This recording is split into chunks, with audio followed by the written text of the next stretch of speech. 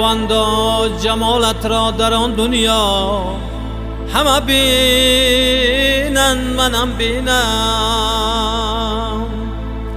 خداوندا مناسب کن که جنت را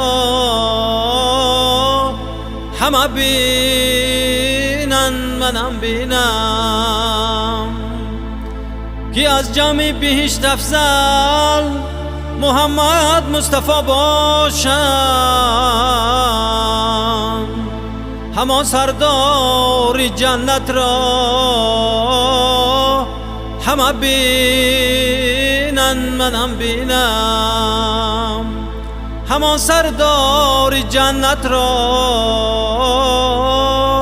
همه بینن منم بینم.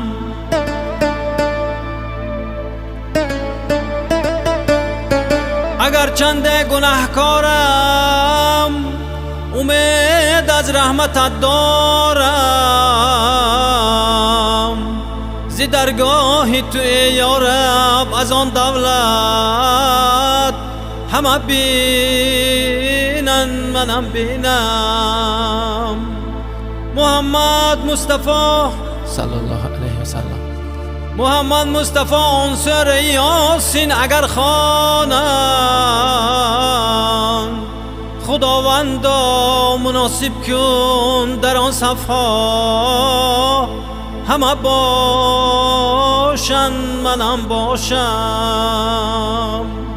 صفتهای لباسی آن بهشتت را تو میدانی، خداوندا مناسب کن همه پوشن منم پوشم. خداوندا جمالت را در آن دنیا همه بینن منم بینم. خداوندا مناسب کن که جنت را همه بینن منم بینم.